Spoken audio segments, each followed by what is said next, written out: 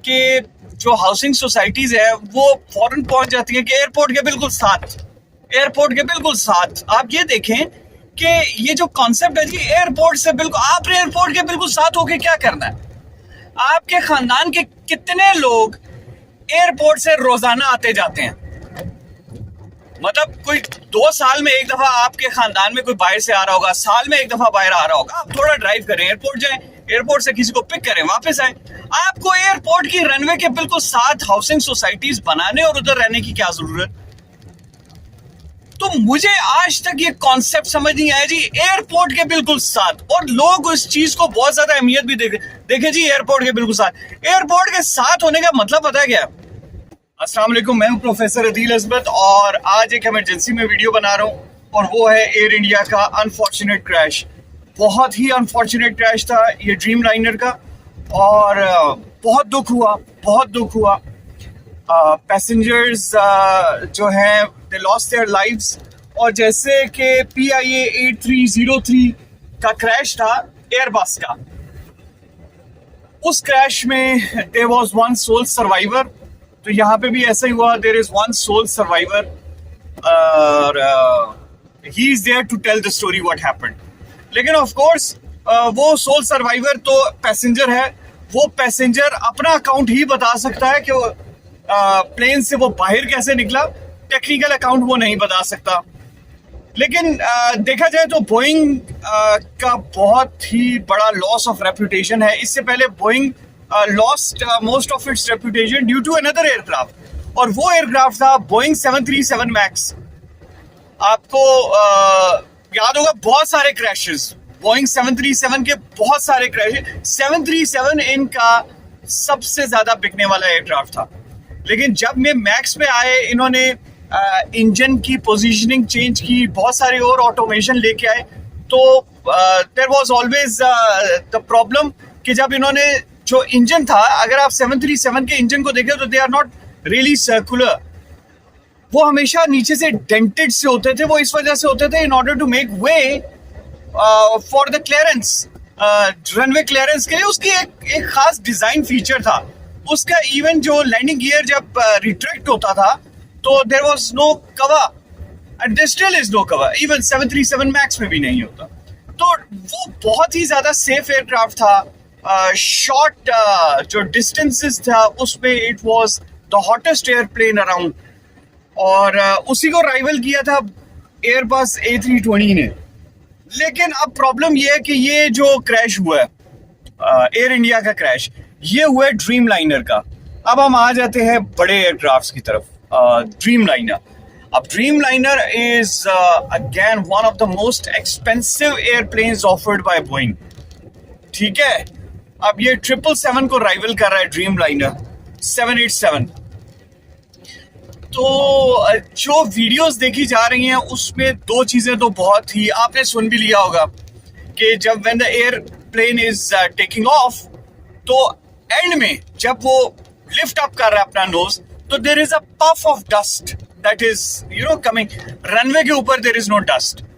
Runway तो ऐसा neat and clean होता है कि एयरक्राफ्ट अगर टेक ऑफ करता है तो उसका जो थ्रस्ट आ रहा है, जो उसकी जो एग्जॉस्ट गैसेस आ रही हैं, वो जमीन से कोई भी डस्ट नहीं उड़ाती है अनलेस एंड अनटिल वो कोई कच्ची जगह हो जहां पे कोई मिट्टी पड़ी हो।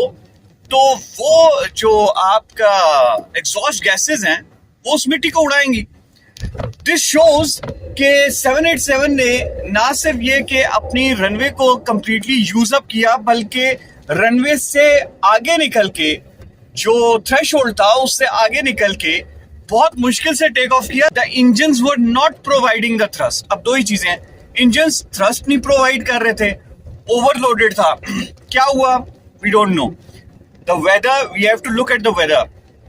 मौसम बहुत गर्म है इधर पाकिस्तान में और इंडिया में शदीद गर्मी है। तो ये वेदर जब हॉट एंड ह्यूमिड होता है, कोई भी वेदर कंडीशंस इंजन के ऊपर इफेक्ट करती हैं। लेकिन आजकल के इंजन्स ऐसे हैं कि दे गेट एडजस्टेड ऑटोमेटिकली। मतलब ये कोई पुराने इंजन नहीं है जिसमें आपको बहुत ज्यादा सेटिंग्स का ख्याल करना पड़ता है। ये बहुत ज्यादा ऑटोमेशन हो गई है एयरप्लेन के इंजन की।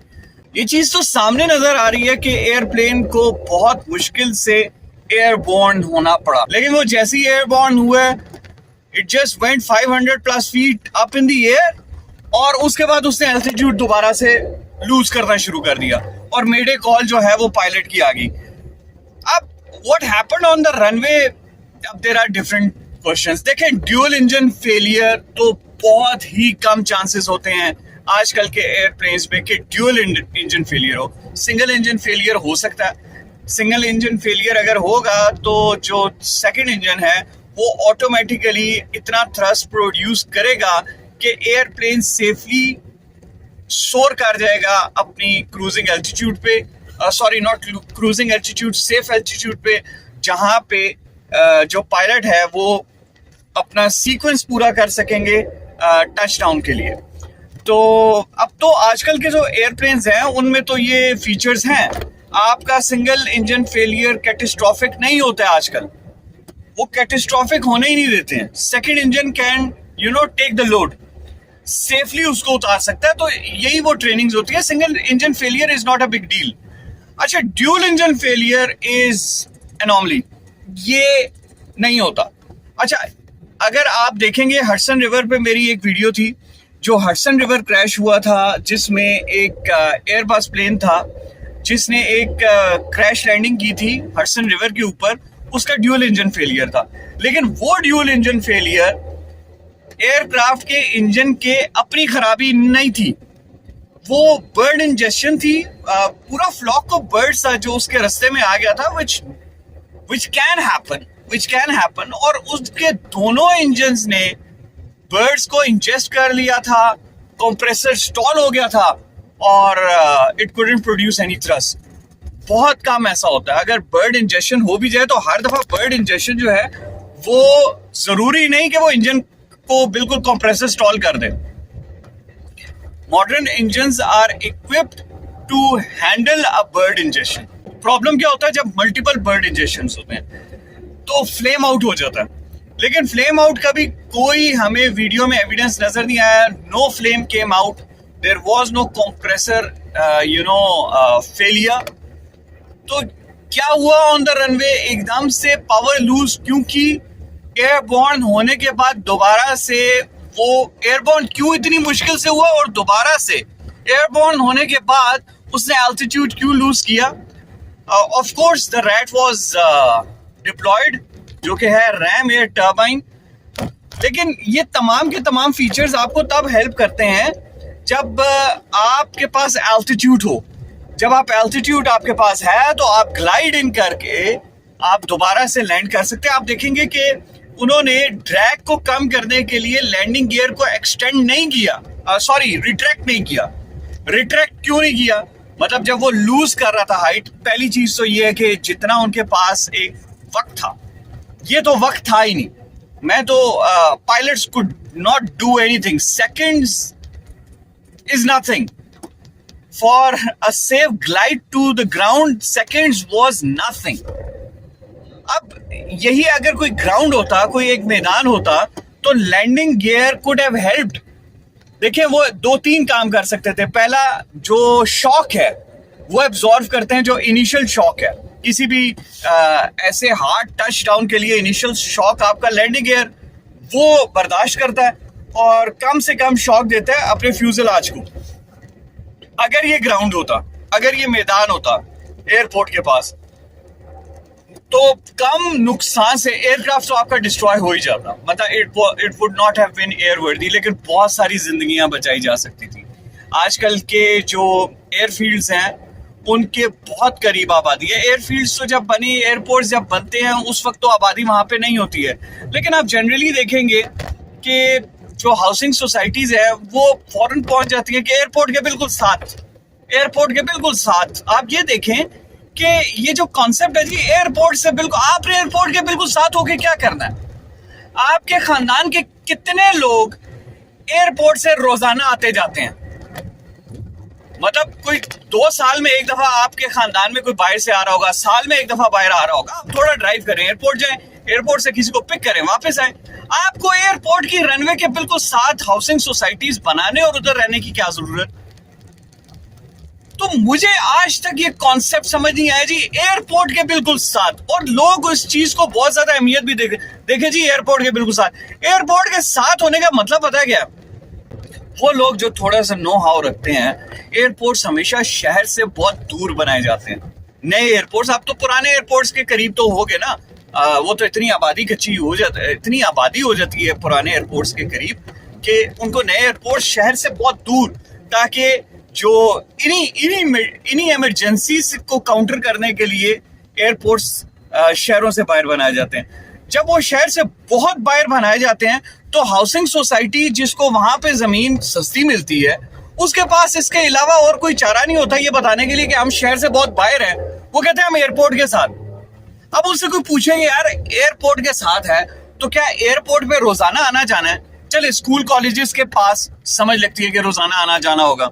हॉस्पिटल्स के साथ कोई इमरजेंसी हो जाती है तो आप हॉस्पिटल आ जा सकते हैं, लेकिन एयरपोर्ट के पास, एयरपोर्ट के बिल्कुल साथ, अब वो एयरपोर्ट 0 किलोमीटर, एयरपोर्ट 0 किलोमीटर, वो ये कहना चाह रहे बस एयरपोर्ट के तकरीबन अंदर है।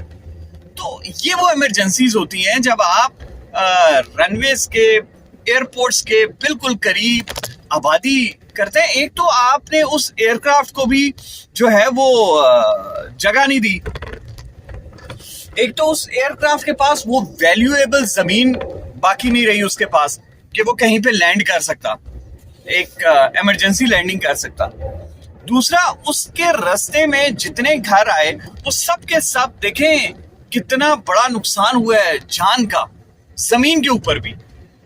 जो लोग, जिन लोगों को पता ही नहीं था आराम से कहीं बैठे होंगे, कोई सोया हुआ होगा, कोई अपना काम कर रहा होगा, लोगों को तो पता ही नहीं था कि उनके साथ क्या होने वाला है।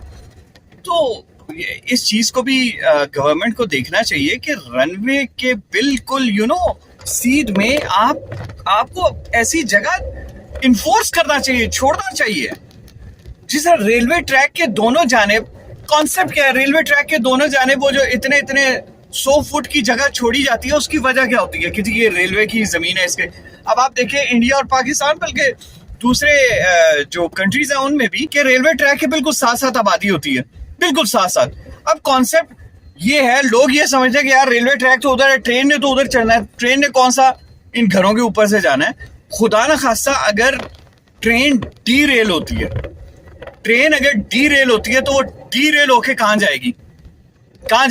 किस स्पीड से, कितना बड़ा मोमेंटम है उस ट्रेन का, उसके इंजन का, और इन्हीं लाइंस के ऊपर से दूसरी ट्रेन जाती हैं जो ऑयल को लेके जा रही होती हैं, ठीक है, वो कैरी कर रही होती हैं, फ्लेमेबल सब्सटेंसेस कैरी कर रही होती हैं, जो भरी हुई होती हैं फ्लेमेबल सब्सटेंसेस से। खुदा न खास्ता वो अगर डिरेल हो जाए तो जो साथ उसके आबादी है उसका क्या हाल हो। तो नेशनल हाईवेज को आप देख लें, नेशनल हाईवेज के साथ साथ जो गवर्नमेंट है उसने क्लियर इंडिकेशंस, क्लियर डायरेक्शंस दी होती है कि आप बिल्कुल भी यहाँ पे कोई एक्टिविटी नहीं कर सकते। आप यहाँ पे देखें, ये दोनों जाने स्कूल्स हैं, दोनों जाने बिल्कुल रोड के साथ स्कूल्स हैं, ये मेन हाईवेज हैं, इनके साथ स्कूल्स हैं। अच्छा, ये स्कूल्स अगर हादसा नहीं होता उस वक्त क्या करते हैं? उस वक्त पूरे के पूरे रोड को जैम कर देते हैं। छुट्टी के वक्त और पिक एंड ड्रॉप के वक्त पूरे का पूरा रोड जैम होता जब हादसा नहीं होता।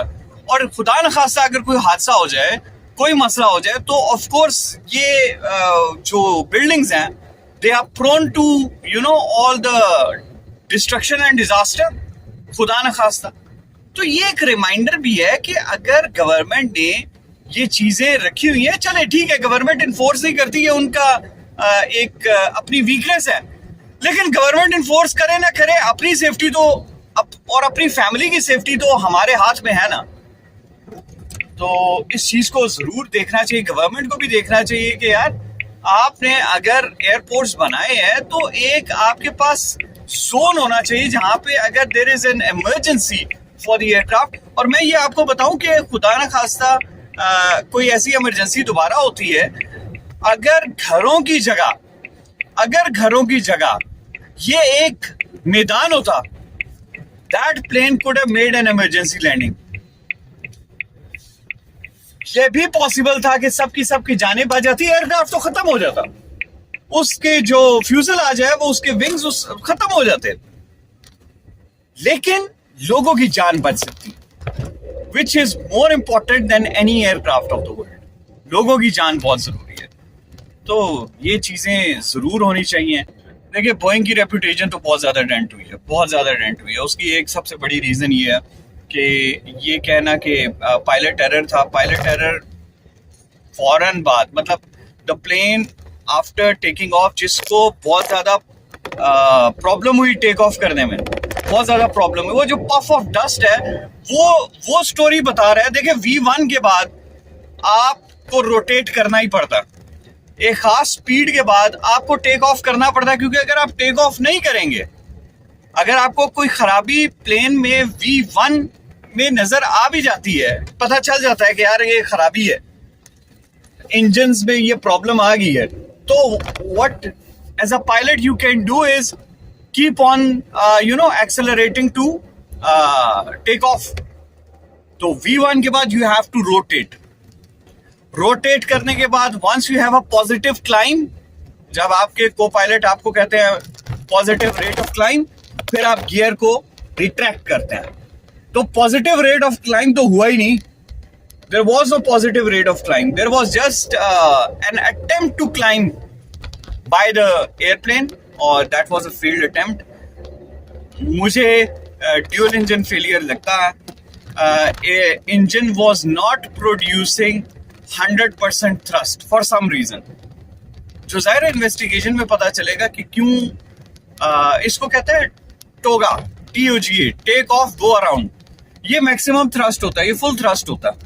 आपने जब गो अराउंड भी करना है तो आपने फुल थ्रस्ट के साथ एयरप्लेन को गो अराउंड कराना है, टेक ऑफ करना है तो भी फुल थ्रस्ट के साथ टेक ऑफ करना है। आप के पास मैक्सिमम थ्रस्ट होना चाहिए इंजन्स का। तो this is what is referred to as TOGA, take off go around. Let's see what happens. लेकिन बहुत दुख हुआ, एक दफा फिर मैं यही बात करूंगा, मुझे बहुत दुख हुआ है कि एयर इंडिया की ये फ्लाइट का क्रैश हुआ, बहुत से लोगों की जानें चली गई, बहुत से लोगों की। और ये मशीन्स तो जितनी ज़्यादा ऑटोमेशन होती जा रही है, ये सेफ्टी के लिए होती जा रही है पैसेंजर्स की, लेकिन अगर ये सेफ्टी कॉम्प्रोमाइज होती जा रही है तो Boeing has to look into it कि क्या वजह है, ये क्यों कॉम्प्रोमाइज होती जा रही है। हमें बहुत दुख हुआ और अल्लाह करे कि ऐसे हादसा दोबारा ना हो, कभी भी ना हो। वो भी जो जहाज में थे और वो भी जो बेचारे जमीन पे थे, जिन्हें नहीं पता था कि अगला लम्हा उनका आखिरी लम्हा है। मतलब this is something quite unexpected. तो जहाज में बैठा उसको तो पता है यार कि we have to brace for impact, कि जहाज नीचे जा रहा है। लेकिन वो लोग जो जमीन पे थे, मैं फिर से यही बात करूंगा कि इस चीज को गौर करें। ये जो लोग इन एडवर्टाइजमेंट्स को देख के एयरपोर्ट के बिल्कुल साथ घर लेते हैं, जी एयरपोर्ट से 0 किलोमीटर और एयरपोर्ट के बिल्कुल साथ, क्या है मतलब? एयरपोर्ट बनाए हैं गवर्नमेंट ने शहरों से बहुत दूर, और आप शहर से सिर्फ दूर इसलिए जा रहे हैं कि उधर से जहाज करीब से आते जाते हैं। Makes no sense. तो do like, subscribe and support professor Adeel Ajmal. अल्लाह हाफिज।